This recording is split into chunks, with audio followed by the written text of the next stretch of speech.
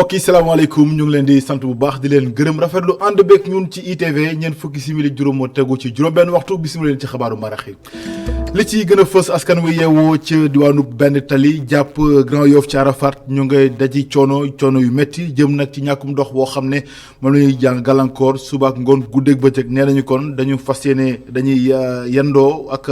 fanaane root ngir rek ñu mën a am ndox woo xam ne demal si na ko jëfandikoo rawatina ci jamonoy weeru koor wi seen njàmbat da ngeen leen teewlu du mu gën a yaatoo ci biir xabaar yi bu ca la àndee ak Ngor Diouf. lu jëm nag ci diwaanu Médina téeméer ak fukk ak ñaari bâtiment yoo xam ne kon danoo màgget ba xobi daas maire ba di Bamba Fall moo ko daal di xamle bëgg-bëggam benn la mooy rek faw kilifa yi kon daal di ci taxaw laataa kon musiba di am ci dëkk ba da ngeen teewlu kàddoom nu mu gën a yaatoo ci biir xabaar yi.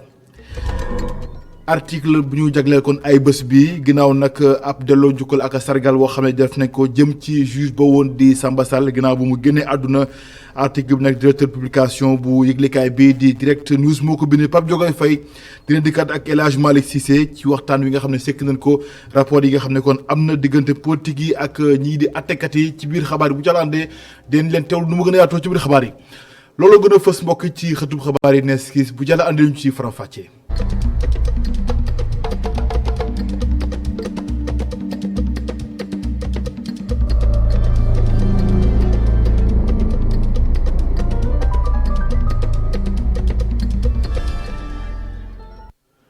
mbokk yi salaamaaleykum ñu ngi leen di sant bu baax di leen gërëm rafetlu ànd bi ak ñun ci ITV xabaaru marax yi des koy door ak nu ñu ko junjee ci ndorteel li ak ñàkkum ndox wi ëllëtuku askanuk benn tali naka noonu Grand Yoff ci Arafat ñoom nag nee nañu kon dañu fas yéene fanaane ngir fanaan ci robinet yi ngir rek mën a am ndox boo xam ne kon mënees na ko jëfandikoo ginnaaw ñàkku ndox yi nga xam ne kon moom la ñuy daj rawatina ci jamonoy weeru koor wi loolu lépp di jafe-jafe ñu jànkonteel ñu bëgg ci saafara nu mu gën a yaatoo Ngor Diouf reportage.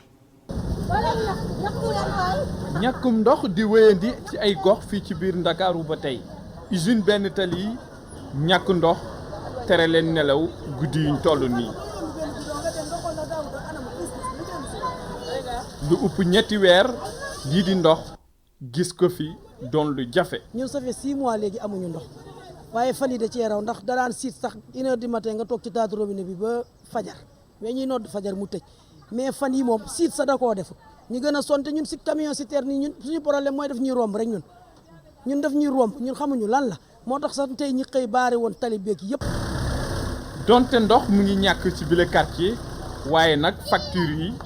wàññeekuñ benn yoon. barki démb facture yi 66000 lañ ñu andil suñ compteur principal te ñun 15000 francs rek lañ doon fay tey ki doon relevé sax bi mu ñëwee dama doon xuloo ne ko ñun amuñu ndox mu ne guddi gi day ñëw duñu am dara te dañuy woor ba ngoon dañuy mujjee sax suñ koor gi sax doo xam sax lan la da ngay sonn daal vraiment sonn nañ ñu dimbale si ndox on est fatigué vraiment dara. gannaaw usine benn tali Arafat Grand Yoff di dund lu gën a metti benn robinet askan gu bëri di si sukkandiku fii nag am fi ndox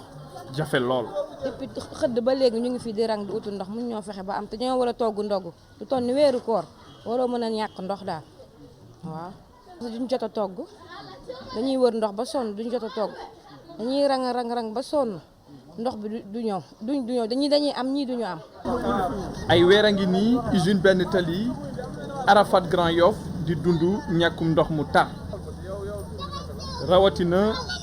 ci biir koor gi askan bi di dund jafe-jafe di sàkku ci gouvernement bi wala autorité yi ab njàppandal ngir li ni mel ñu mën ko saafara. Ngor Diouf jërëjëf ginnaaw kon ñàkku ndox wi waaye nag xam ngeen ne weeru koor wi mëne solo woote nag doo def sa naafila loolee nag ñu ngi koy fas yéene defee ci jàkk yeeg jumaa yi ci Sénégal wërngal këpp rawatina ci jamonoy mbas mi ci Sénégal ndax nag loolee di mesures yi nga xam ne ñu ngi ko teg ngir mën a sàmmonteeg moom ngir mën a mucc ci mbas mi nag nga koy jëfee ci biir jumaa yeeg jàkk yi Omar Kane lañ ci àndal ci leeral ak reportage bi nga xam ne def na ko ci. masque bu nëbb gémmiñ bi ak bakkan bi. sajaadawam ci loxo nii la Ousmane Sarr di ñëwee naafila bés bu nekk fii ci juma El Mansour bu Grand Dakar. obligatoire parce que bi feebar bi amulee woon loolu daawul am buñ ko exister rek am kon am na lu tax mooy feebar bi. Juma El Mansour bu Grand Dakar jàkka goo xam ni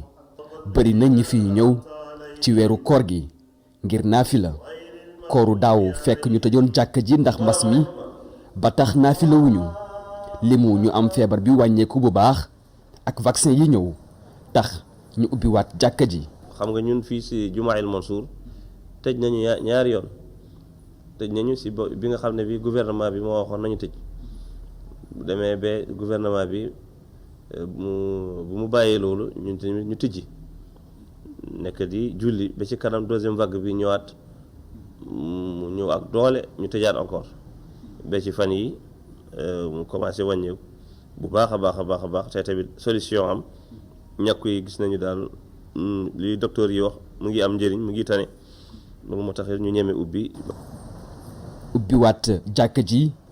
waaye respecté yenn geste barrières yi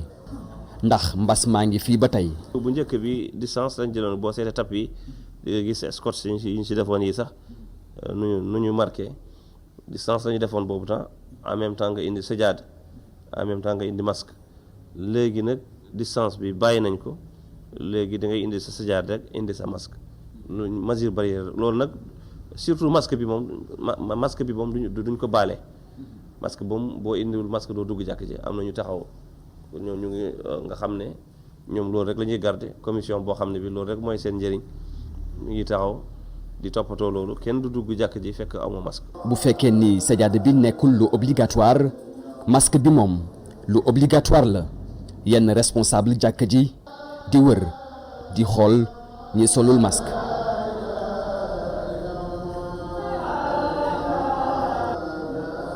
képp ku solul masque ñu ñaan la nga génn dem indi sa masque.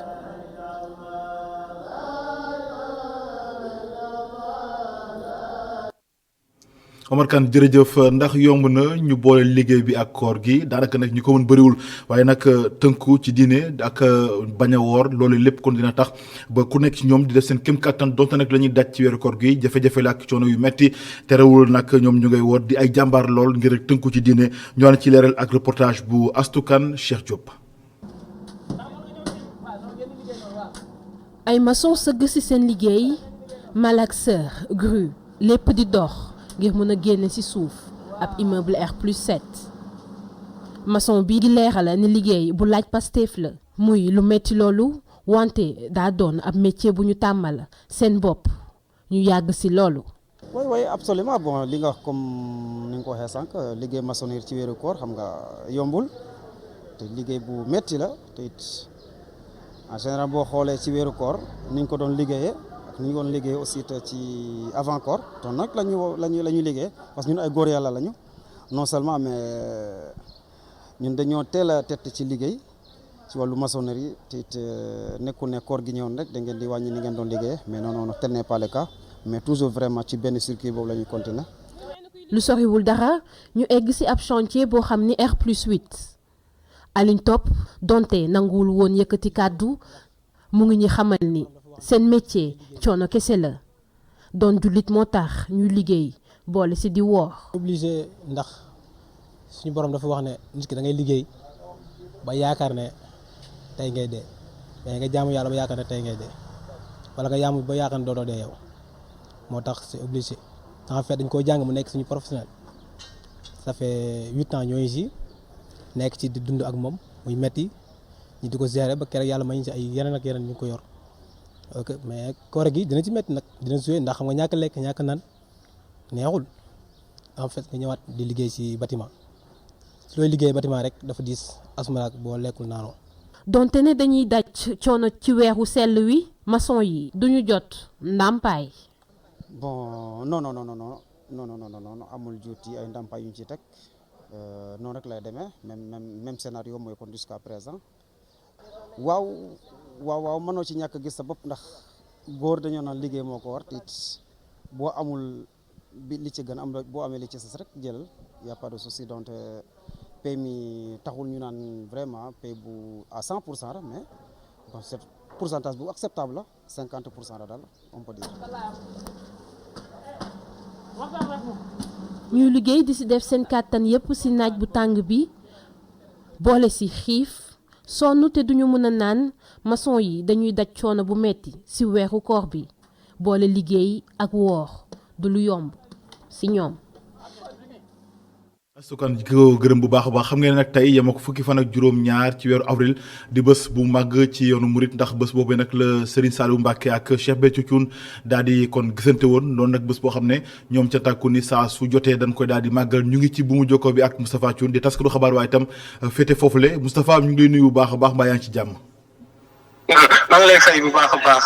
sëñ bi di nuyu bu baax a baax spectateur de télévision ITV. alors tey nekk bés bu am solo lan lañ ci mën a jàngat ak tamit caslaayu bés bi lan moo ko wundu. waaw liñ ci mën a wax rek mooy tout d'abord nekk bésu mbégte la bésu tamit bésu cant la wax ginnaaw bu ñu ñaanalee Serigne Mountakha Mbacké Bassirou mu yàgg fi loolu te wér donc si la Serigne Saliou Ndigal Thioune jot ci Serigne bi. mu ko daan defee chaque année si kanamu Serigne Béthio Thioune mu daal di ko tamit xeddaliwaat tey jii cant gi fii ci Madinatu Salaam nga ko xam 17 avril mooy daje bi nga xamante ni moom la Serigne Saliou Mbacké dajewoon ak Cheikh Béthio Thioune si Kaset donc 1946 tey jii nag mu nekk 75 ans de compagnonnage bi nga xamante ni juróom-ñaar fukki at ak juróom bi nga xamante ni Serigne Saliou dajewoon ak Cheikh bi. moo tax Serigne Saliou Ndigal Thioune naka Cheikh Béthio daan defee ci dëkk boppam gi fii di Madinatu Salaam moom tamit noonu la ko réitéré tey jii bu ñu mën a wax rek mooy jamono ji nag fu nekk la waaye jóge ci Sénégal ngir fexe ànd ak Serigne Saliou Thioune ngir sant Serigne Saliou ci li nga xamante ni moo dañal bu Serigne Saliou dañal ak Cheikh Béthio Thioune fii ci Madinatu Salaam. jërëjëf di ko gërëm bu baax a baax Moustapha Thioune di taskatu xabaar ñu daal di woy ci xabaar yi ak jafe-jafe lu jëm ci wàllum ñàkkum xëyu ndaw ñi ba tey kon ma ngi doon yitte ci réewum Sénégal donte nag ndaw yi ñoom bëgg nañu xëy waaye léeg-léeg la ñuy jàng ak bu nu génnee ak li bërëb liggéeykaay laaj wute gu yaatu da ci am ba tax kon léeg-léeg sax ñu am stage jafe-jafe la rawatina amub xëy loolu lépp rek nekk mbir yoo xamante ni ñoom étudiants yi seen bopp fas yéene ci indi taxawaay itam coono yu ñuy daj saa su nekk ngir am liggéey rawatina ab stage ñu ànd ci leeral ak reportage bu Abi Ndiaye. am xëy ci mim réew ci jamono mbas mi doon na lu jafe ci ndongo yi ñu fekk ko fii ci Liberté 6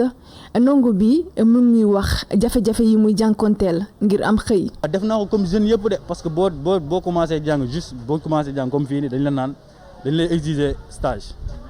moo tax suñu CV jël nañ ko déposé nañ ko fi nga ko war a déposé yëpp mais sans réponse benn réponse laa am si ma jotee déposé yëpp te depuis janvier la ba léegi waatuñ ma état mu ngi permettre rek. mu ngi permettre di wax ay xawma 50 milliards xawma ñaata mais duñ si gisaat dara problème Sénégal dañuy wax dara ba ñëpp kii ko mais buñ demaatee 2 jours 3 jours une semaine ñu fàtte ko. beneen ndongo bi itam di ñu xamal ni xëy na situation bi dina soppeeku. J'ai eu beaucoup de difficultés précisément moi en venant ici au Sénégal pour avoir des emplois, c'est-à-dire depuis en première année j'essayais de trouver un emploi mais bon c'était un peu difficile par rapport à la langue. Étant étudiante, j'essaie de voir ce que je peux faire pour améliorer cette situation. L'État devrait essayer de voir la situation, revoir les situations des étudiants, ceux qui ont des diplômes déjà, d'essayer de les employer avant qu'il y ait des chômeurs. Je suis un peu découragée, mais je pense que ça va changer. Le changement arrive, ça changera. ci gis-gisu taskat xibaar bi te itam di jàngalekat di wax ni dañoo war a gën a tàggat ndaw ñi ñu demal seen bopp. dañoo war a changer waat jàngal ndaw yi ñi nga xamante ne nan la ñuy demalee sa bopp également ndaam financement yi baax na mais le secteur informel maanaam ñi nga xamante ne ay menuisier ay tôlier te ñooñu chaque jour dañuy créer di tijji ay entreprise ñooñu war na leen gën a mën a jàppale te waruñu yem ci jàppale sax dañoo war a xool dañoo war a jàngat wax jeunes yi aussi yi nekk école di métier yooyu ngeen gis aussi nekkul métier yoo xamante ne dañ ko war a xeeb. wut xëy doon na lu metti ci ndongo yi fii ci Sénégal donte sax njiitum réew mi teg na ay jéego ngir jële fii ñàkkum xëy mi. di ko gërëm Abi Ndiaye dem ci Saloum foofu nag jàppale ni ñàkkum xëy ndaw ñi moom léegi mu doon ab léeboon lippoon ki ko xamle mooy Baye Ciss moom nag nee na dina def ab projet boo xamante ne lu toll nag ci juróomi téeméeri nit di ndaw dina ci mën a gis seen bopp waaye nag bu gën a yaatu loo xamante ne junni ak juróomi téeméeri tam dina ci mën a gis seen bopp loolu daal di xamle ginnaaw ab ndaje boo xamante ne amoon na ko ndaje bi nag mu ngi amee ci teewaayu 3FPT ak conseil régional de la jeunesse bu Saloum ñoom ñëpp nag nee nañ kon bile mbir nekk na loo xam ne lu rafet la waaye tam mën na indi saafara ci ñàkkum xëy ndaw yi Adama Sarr Astou Mbaye reportage. gannaaw ay at yi nga xamee ne door na ko ay projet fii ci diwaan bu Kaolack homme d'affaires bii di Baye Ciss nag nee na day noppi na ngir nag li nga xam ne moo di projet yooyu la mu door ko ci weeru juillet bi ñu dëgmal moom nag muy xamle ne lu toll si juróomi téeméeri xëy dina ko amal. On est pratiquement à 500 emplois. On est à près de 1500 indirects xam naa yaa xam ngeen luy indirect kii livré ganaar yi kii livré yàpp bi ñooñu c'est des emplois indirects n'est-ce pas parce que kooku yaa ngi ko jox liggéey muy rey nag di ñëw di la jaay ci supermarché bi voilà donc kii transporter gasoil bi jógee Dakar di ko indi ci station yi kooku yaa ngi ko jox liggéey. kuréel gii nga xamee ne moo di 3FPT nee nañ de noppi nañ nag ngir gunge ndaw ñi ci wàllu formation bi. nekk tàggat yoo xam ni ci diir bu gàtt lay nekk ndax ku ne xam na ni président Baye Ciss boo ko déggee da ngay xam ni il est dans l'action donc ku bëgg a ànd ak moom ci liggéey foog nga réactif donc day nekk formation yoo xamante ni ci diir bu gàtt lay nekk mais également mu nekk ay formation yu pratique nga xam ne bu ñu ci jógee rek ki bénéficier ci formation bi dina am en plus xam-xam bi maanaam mën-mën bi daf ci nekk lu am solo. fii ci diwaan bu Kaolack nag ndaw ñu bari ci wàllu dawal lii di moto Jakarta la ñu yëngu loolu nag tax na boo tàmbaleeg yile projet nag dina tax rek ñi nga xam ne ñoo di ndaw ñi mën a am xëy bu ñu sukkandikoo ci waa conseil régional de la jeunesse bu Kaolack. comme ni ngeen ko xamee phénomène u Jakarta bëri na ba nga xam ne nekk na métier boo xam ne jeunes yi ñu ngi ci aventuré wu mais du métier boo xam ne wóor na. métier yi nga xam ne tey jii moom mooy permettre jeune bi mën a am maanaam daan dooleem ba pare am li mu bëgg ci dundam mooy mu am métier bu décent boo xam ne dina ko permettre mu mën a donc gérer dundam ci jàmm ak salaam donc loolu aussi day tax jeunes yi nga xam ne ñu ngi ci secteur boobu ñu jéem leen orienter vers la plateforme pour que ñu mën a saisir yenn métiers yi nga xam ne dinañ ko am foofu. ci fàttali nag bile projet ñu ngi ko xayma ci fukki milliards ci suñuy koppar. Adama Sarr jërëjëf ñu dem ci bët Saloum Sénégal rawatina ci Fuladu mbay mi ak càmm gi nekk na mbir yoo xam ne ñoom nag nee nañu mënees na ci jaar suqaliku diwaan waaye itam ndaw ñi mën a am ci lu ñu jàpp ginnaaw gi nag loolee donte nag bëgg-bëgg la waaye nag mun tam fekk jàmm amul ba tax amul nañu bés bu yaatu ngir ñaan ci waaye itam sàkku jàmm ci ñëpp bu ko defee mu daj ci réew mi ngir jàmm sax fi dàkk waaye itam suqaliku mën a am bu baax a baax ci réewum Sénégal ñu ànd ci leeral ak Seydou Diatta. dogal yu nguur gi jël ci janom bu mujj bi ak askan wi ngir mottali mbébétam ñeel xëy ndaw yi ak mbégte lañu ko dalal ci commune bu diwaanu Médina Chérif Rachid Dolli askan wi yeewoo ci gox boobe fësal nañu seen jàppal tànk njiitu réew mi Macky Sall ngir àggali yéenam ñeel sukkali réew mi. président Macky Sall déglu na leen te def na loo xamante ni loolu lañu xaar ci moom maanaam yëkkati 350 milliards. ñu jagle ko ci jeunesse sénégalaise ndaw sénégalais yi loolu musul am ci Sénégal loolu moo tax nag man maa ngi woo sénégalais yi notamment xale yi jeunes yi nañu ànd ñun ñëpp ñu liggéey Sénégal ñu profité nag ci financement bi. moom Mamadou Ganou ak ñu mu àndal xamle nañu ne benn réew mënta sukkaliku ginnaaw jàmm moo tax ñu amal ay ñaan. am na loo xamante ni du aada Sénégal du cosaan Sénégal ci culture. ci politique ci leneen ñu ngi profito ci occasion bi pour wax ni xale yi Sénégal li gën a am solo mooy nañu waxtaan nañu am ay comportement boo xamante ni day tax sénégalais yi di mun a ànd di mun a liggéey suñu dëkk ñoom ñëpp ñoo war a ànd Sénégal xamul violence te li am fii nii ñaan naa yàlla fekk fii la yem ci Sénégal ñu ànd ci démocratie mooy lan élection présidentielle su jotee nañu dem élection ku gagné ñu xam ne kii mooy gagné ñu bàyyi ko mu gouverner ku perte na def ci opposition. ci diwaanu Médina Chérif lu ci ëpp ci komba ngi bàyyeeku ci wàllu mbay ak càmm gi moo tax ñuy sàkk ci nguur gi mu dooleel xeetu yëngu-yëngu yooye ngir sukkali gox bi. dellu si ci Ndakaaru dem ca diwaanu Medina maa la ko junj ci ndortalu xabaar yi téeméer ak fukk ak ñaari bâtiment boo moyul kon dinañu daanu maire Medina Bamba Fall moo ko daal di xamle ma nga yëglu nag ci kanamu askanu Sénégal gépp ba tax muy woo kilifa yi ngir ñu mën a taxaw ci loole bu ko defee ko ñu daaneel ko balaa musiba di am Bamba Fall ñu tawli kàddoom ci micro Abdourahmane Ly. may demander ministre bi ak maire Dakar devant les journalistes Medina tey ñu ngi ci 112 bâtiments yoo xam ni bu nawet bi ñëwee ragal nañ ne genn wàll gi na daanu rey ay nit. may ñaan ñu bañ a xaar mu rey ay nit luñ ci mën dimbali ma ñu daaneel bâtiment yooyu ndax seen borom jot nañu kayit yëpp jot nañu autorisation de démolition am na ñoo xam ne jot nañu arrêté de péril kër yi fi ñu toll ñoom amuñu doole daaneel ko te mairie bi bëriwul doole kon maa ngi ñaan ville de Dakar di ñaan ministre bi di ñaan préfet Dakar lu mu gën a gaaw balaa nawet bi loolu ma mën a dimbali ba ñu daaneel kër yooyu. set setali gi di tàmbaliwaat ginnaaw ab diir woo xam ne dañu nekk ci bër ndax mbasum Covid 19 ci Ndakaaru lañ ko daal di tàmbali ak joriñ gu ñu denk wàllu urbanisme Abdoulaye Seydou Sow ma nga woon démb ci Médina foofee nag ne pàcc wu njëkk wi dañ ko jagleel ni Médina ak fii di Yoff naka noonu tam ca Patte d'Oie Abdourahmane Ly mu teewoon set setal gi ci xàll Ndakaaru yi. si teewaayu maire bi di Bamba Fall joriñ gu ñu denk wàllum tabax gi dëkkuwaay beek cet gi. tàmbali waat na opération de désencombrement yi maanaam dindi lépp loo nga xamante ni day xatal lu ñëpp bokk muy ay tali wala mbir yu ni mel jëwriñ gi di Abdoulaye Sow moom ak ki nga xamante ne mooy meeru Ndakaaru doxantu nañu ci mbeddu Médina yi ngir seetlu ni mbir yi maanaam opération yooyee di doxee muy mbir bu meeru Médina di rafetlu wante mi ngi woo kilifa yi ngir ñu lëkkaloo ak commune yi ngir jubluwaay yi ñu teel see yegg. mais moyens yi nga ñu indil tey ñun jafe na pour ñu am ko ndaxte nag état moyens yi mën a am ñun day difficile ci ñun maire yi ñu am ko ma lay wax ne nag dama lay rassurer ni di nga am suñu jàppale bu baax a baax ndax réew mi dafa jar defar politique dafa am heure bu passé nañ ko teg nele diine yi tamit am na waxtu mais bu réew mi taxawee dara amatul nañu xam ne muy préfet bi di ministre bi di maire bi di keneen nous sommes tous ay démembrements de l'état nous sommes des fonctionnaires de l'état bu ñu réew mi soxlaa dañoo war a bàyyi li ñu jàpp taxawal réew mi avant tout. rue 1 angle 16 ca Médina.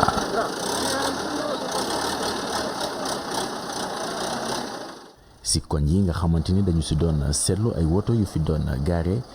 yëpp yëkkati nañu leen teg leen si kaw ab camion ngir yóbbu leen fourrière meeru Ndakaaru mi ngi sàkku si ñu teg ay daan ñi nga xamante ni ñooy doxalee ñu ni mel. civisme nag daf fi manqué trop lu neex waay def fu neex waay sànni culture yi sànni daal lañ am Sénégal kon nag lii ñuy def tey nga xam ne dañ ciy def alal bu bari ngalla bu ñu sànni alal boobu bu ñu ko defaree tey nañu fexe ñun ñu dëkk ci gox yi ñoo ko mën a surveiller il faut que population yi nga xam ne ñoo dëkk ci gox yooyu bu ñu gisee kuy def naka su dul noonu ñu oote bu ñu ootee police ñu ñëw amande leen bu ko defee ñun liggéey bi danañ ko mën a gis mais tant que ñu ngiy def ñuy saltelaat ñu continuer def cercle infernal rek lay doon. benn week-end benn commune muy concept bu yees week-end gu jot kon dañuy tànn benn commune boo nga xamante ni dañu si dindi lépp loo nga xamante ni day indil askan wi ay jafe-jafe seeni ay yitte muy mbir boo nga xamante ni ngir ñu mën a seetlu njëriñam fa mu ànd ak topp muy topp boo nga xamante ni ngir mu nekk faw ñëpp dugal si seeni yoxo. ñu def ko un week-end bu nekk ñu def ko commune mais dafa war a nekk tous les jours loolu ñu bëgg rek tey bu ñu ko lancé population yi approprié wu ñun ñu boole suñu lu ñu président jox boole ko ak li mairie Dakar yor ak li mairie Médina yor ñu boole suñu doole boole suñu xel boole suñu xam-xam ba nga xam ni programme zéro déchet mu nekk une réalité dans tout le pays. gannaaw Médina commune yu si topp kon moo di Patte d'Oie ak Yoff. phase bu njëkk bi tànn na ñeenti commune donc mooy commune de Médina commune de Grand Yoff commune de Patte d'Oie ak commune de Yoff donc ñeenti communes yooyu lañu utiliser comme commune pilote ñu mettre à profit mois de Ramadan bi pour essayer de 22h à 5h du matin pendant 3 jours mener ay opérations yi nga xamante ne dinañ jéem a libérer artères yi nga xamante ne ñoo gën a mag ci dëkk yooyu. makkaanu jëwriñ bu ñu denk kon wàllum tabax gi dëkkuwaay bekk cet gi am na yéene kon def lu ni mel ci réew mi yëpp. Abdourahmane Ly jërëjëf maa ngi ko junj itam ci ndorteelu xabaar yi sargal ak delloo njukkal juge ba woon Samba Sall nekkoon doyen de juge génn àdduna ñu ñaanal ko kon suuf oyof ci kawam lu ci mënti am ginnaaw gi nag ab yëglekaay bii di Direct News def na ko ab sargal jaglal ko ci xëtëb bu njëkk ki ko def nag di Pape Diogoy Faye nekk directeur publication bu yëglekaay boobule moom nag daat na dikkaat ci nu mu gën a yaatoo ginnaaw jaar-jaaram moom juge Samba Sall waaye tamit lëkkaloo ak relation yi nga xam ne amee na diggante politique yeeg ëttu attekaay rawatina kon attekat yi El Hadj Malick Cissé ci leeral.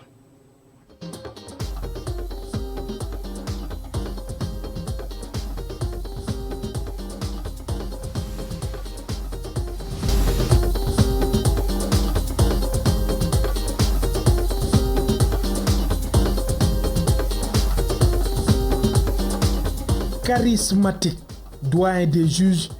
Samba Sall ku ko nekkoon la mu marqué taxawaayam ci wàllum yoon ay dossier yu tàng jër nekkoon na ci bureau te yooyu dossier fësoon lool ci presse bi. moom dafa dugg dans l'histoire juge Samba Sall et malheureusement ni mu jeexalee nekk na lu metti mais dugg na dans l'histoire. L'histoire retiendra quand même qu'en 2021 ku ñuy wax Samba Sall yoroon na dossier bu am solo ci biir dossier boobu jotu koo yeggali mais yàlla sunu borom jël ko nit ñi nag di ci wax lu nekk mais li ñu mën a retenir ci moom mooy gor moo tëdd waaw gor dëgg moo dem. waaw xamoon naa ko jokkoon nañu sax ci semaine yooyu mais ku am fulla waaw ku am fayda ku gëmoon li muy def aussi waaw gëmoon na ko et puis amu ci woon sikki sàkk c'est-à-dire du woon koo xam ne ku ragal la woon ku ñimee woon li muy def la nekk magistrat bu mu yàgg nga bàyyi dem dooni avocat kon kooku xam nga ne du xaalis la doon wut si magistrature parce que fële ko ëppoon mais pour servir réewam bëggoon droit bëggoon li muy def tax na mu ñëw nekk magistrat ñu ràññee ko ci nag. Direct News yamul foofu di fàttali ay jaar-jaar yuy am ci diggante politique ak juge te yooyu la jaar-jaar am na si nga xamante ni sax askan bi xamu ko ndax devoir de réserve yu magistrat yi nekk na lu leen di gàllankoor. boo xoolee Youssou Ndiaye bi muy jël mbir mi bi Kéba Mbaye démissionné moom il a préféré bàyyi démissionné mais imaginez Youssou Ndiaye bu démissionné woon moom it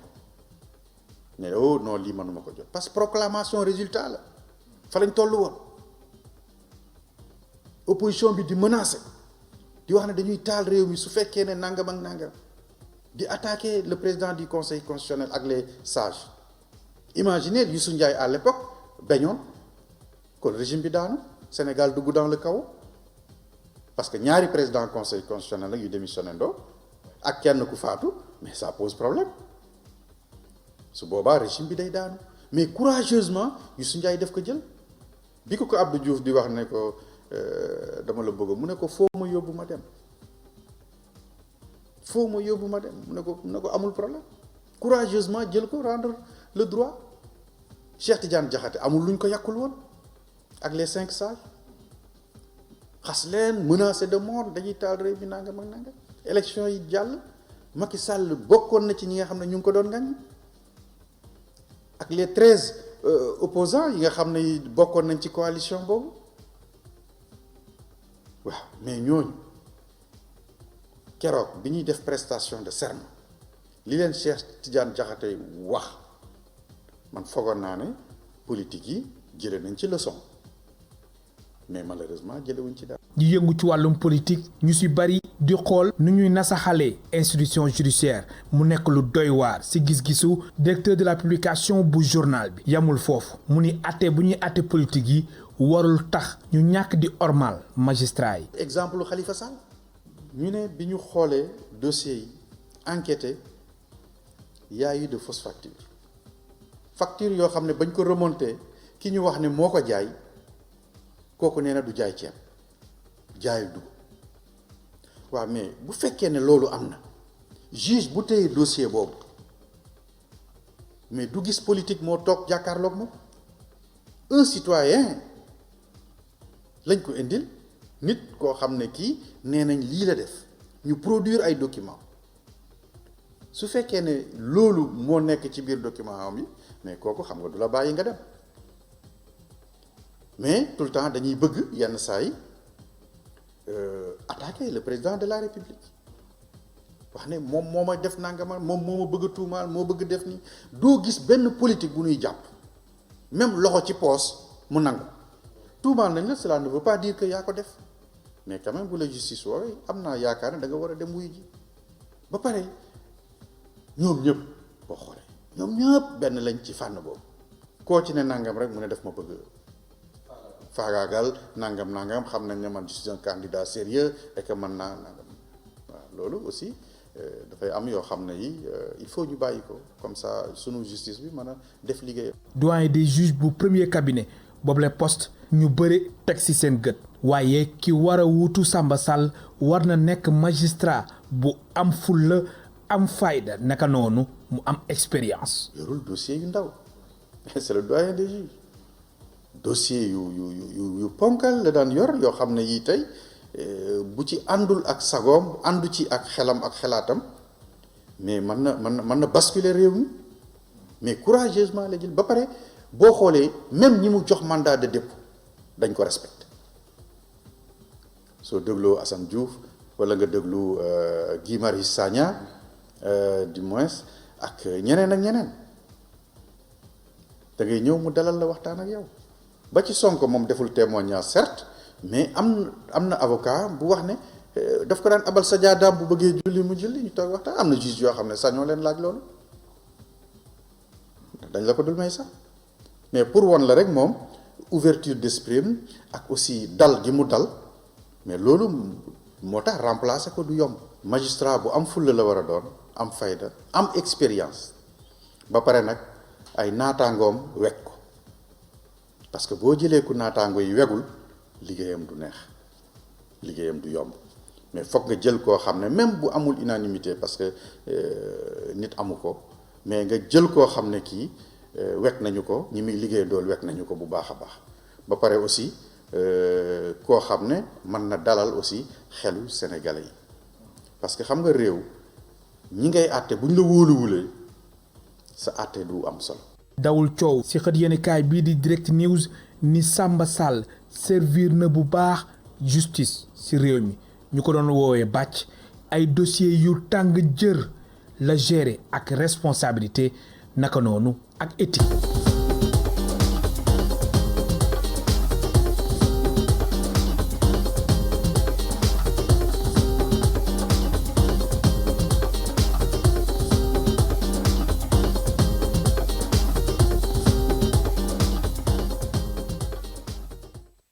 El Hadj Malick Cissé jërëjëf Samba Sall dem ba faw waaye nag turam des ba faw ci ëttu attakaay ci Sénégal ñu ñaanal ko mu dallu ci jàmm waaye tamit sunu borom xare ko aljanay firdawsi gërëm nañu leen mbokk yi ci ànd beeg ñun ci ITV loolee kon moo laf làccu xabaaru maraxi gërëm ñëpp ñi ci jàpp ba lépp yem rédaction bi jox leen dig daje 19h45 ci yaatal ci kàllaama tubaab ak Ousama Monique Sagna bu leen fàtte seen rendez-vous iftar 22h bu calande ak DJ Boubs Boubacar Diallo fii ak boobu ngeen wéy di ñu topp ci ITV ndax mbir ngi ci jërë ngeen jëf ñu fan ci jàmm.